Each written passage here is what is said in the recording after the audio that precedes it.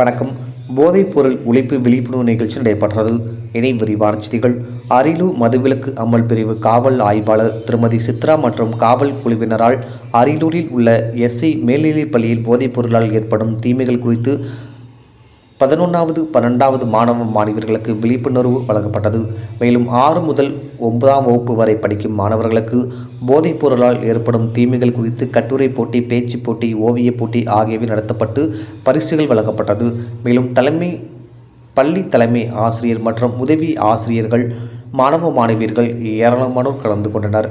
இதேபோல் அரியலூர் பேருந்து நிலையம் அருகே பொதுமக்களுக்கு மது மற்றும் கஞ்சா தீமைகள் பற்றிய நிகழ்ச்சி மூலம் விழிப்புணர்வு நடத்தப்பட்டது.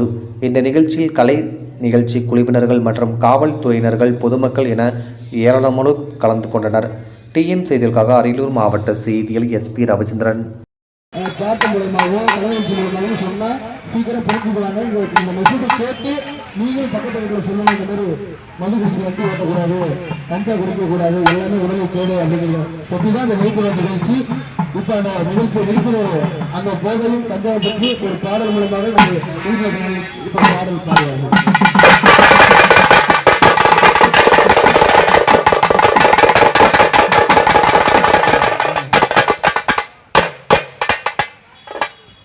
மதுவிலக்கு அமலாக்கத்துறை அரியலூர் மாவட்டத்தில் போதைப்பொருள் பயன்பாடு மற்றும் கணக்கலுக்கு எதிரான விழிப்புணர்வு பிரச்சார பயணத்திற்கு உங்களை வருக என வரவேற்று நாங்கள் சொல்லக்கூடிய கருத்துக்களை நீங்கள் காதில் வாங்கி மதுவில்லா தமிழகத்தையும் விபத்தில்லா தமிழகத்தையும் உருவாக்க வேண்டுமாய் உங்களை வேண்டும் கேட்டுக்கொண்டு அனுப்பி வருக என வரவேற்கிறோம்.